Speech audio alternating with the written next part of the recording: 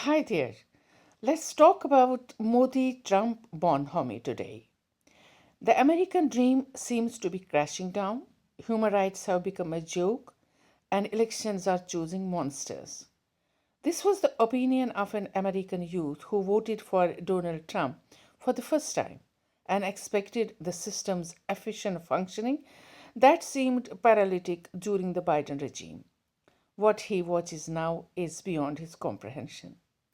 Our White House has become an interrogation center, which used to be the focal point for global diplomacy. He spoke. His voice resonates with almost half of the population, which thinks the White House has moved from diplomacy to trade organization since Trump took office. Recently, many heads of governments have visited White House, the latest being the Indian Prime Minister Narendra Modi. How the policies are imposed upon them has created fear among friendly or enemy countries. They no longer seem to be treated as equals or as representatives of their countries, at least not even for facade. Instead, they had to face a stern taskmaster in Trump, compelled to listen and comply with his demands, mostly placing the wealthiest democracy in the dock. To illustrate, consider the visits of leaders like the Japanese Prime Minister, who was made to pledge trillions to spend in America, and the Israeli Prime Minister, who was shocked about the US takeover of Gaza. However, he had already destroyed and turned it into a rubble. Jordan's King Abdullah's twitching eye expressed his discomfort about the Middle East restructuring plan.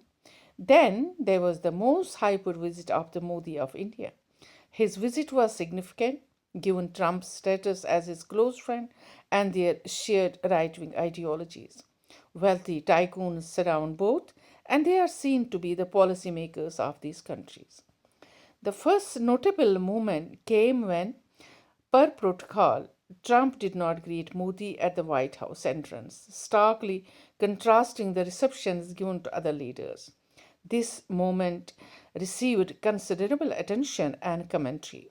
Later, footage of hugging, kissing, and tapping was released, and media was informed of a closed door meeting between two leaders.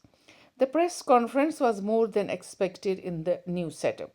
Many observers noted the tense expressions on both leaders' faces, contrasting with Modi's earlier support for Trump among the Indian diaspora. Modi appeared stiff, and the chemistry felt different, with the dialogue more candid.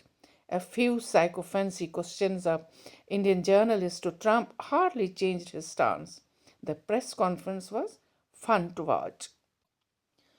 Although Modi engaged in friendly discussions with tech giants and Trump's close associates before meeting the boss, he played an incredible role in reciprocal tariffs, with Trump having previously labeled him the king of tariffs. However, Modi's stiffness did not ease up.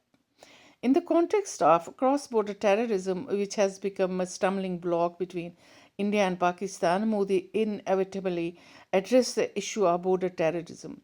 The extradition of Pak origin Canadian citizen of Tahawur Rana, alleged to be involved in the Mumbai attacks, emboldened Modi to speak more loudly against border terrorism without mentioning Pakistan. Yet, this prompted a strong response from Pakistani Foreign Office, which dismissed Modi's statement as baseless, one-sided, lacking proof. Pakistan had anticipated more substantial discussions regarding Kashmir and Imran Khan's incarceration during the Trump Modi conference, but those topics did not rise in the press conference or subsequent briefings.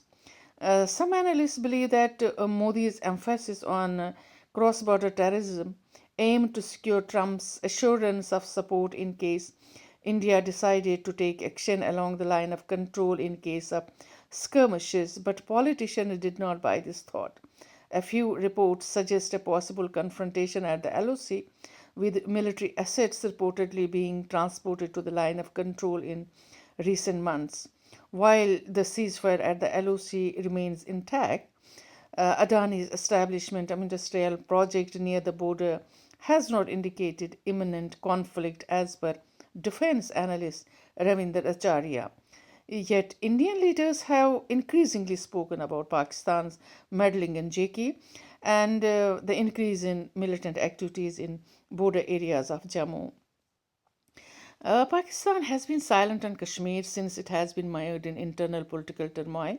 Only recently, the army chief's visit to LOC areas and then the release of a statement of continuing support for Kashmir raised eyebrows in India. A few in Kashmir reacted by saying that Pakistan has again raised the bogey of Kashmir, but there seems very few takers of it.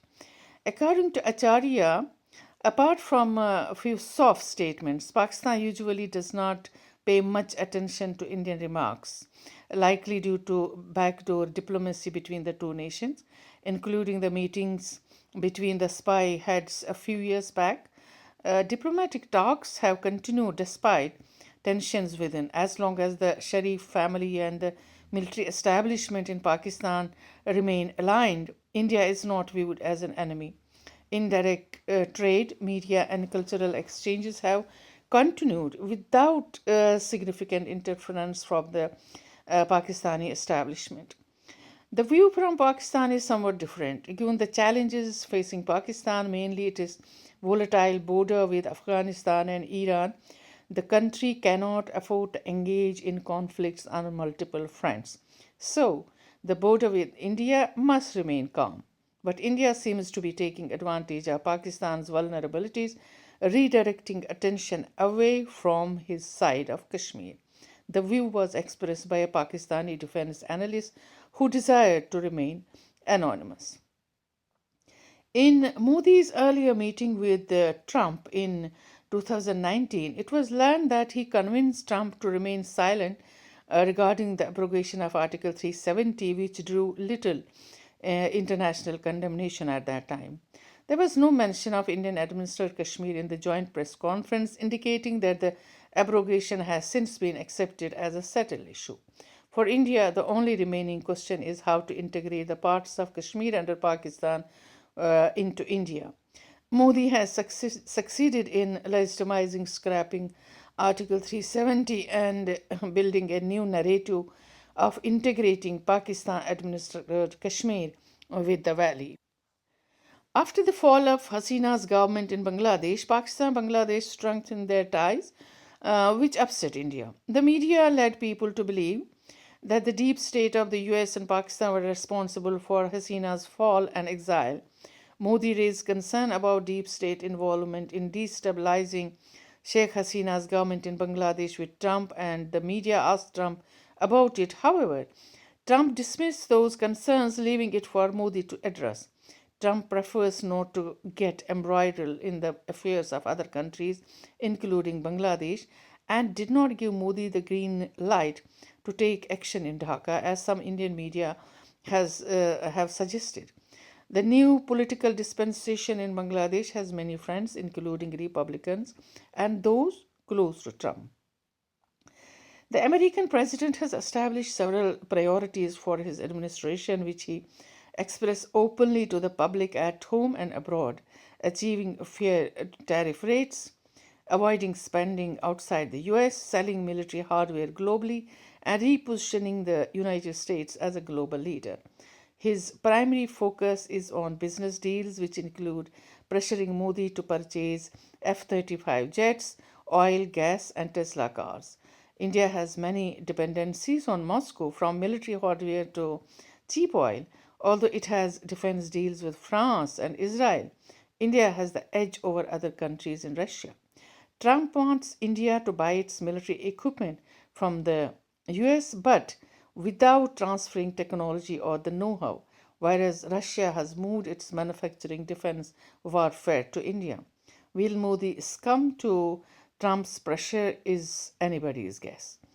Modi has become a shrewd politician. Like Trump, his slogan of India First reverberates in his country. How the tussle of my country first might result in keeping the relations between the two would be watched by the world by holding their breath, or one of them has to give up on the first to understand the other's needs better.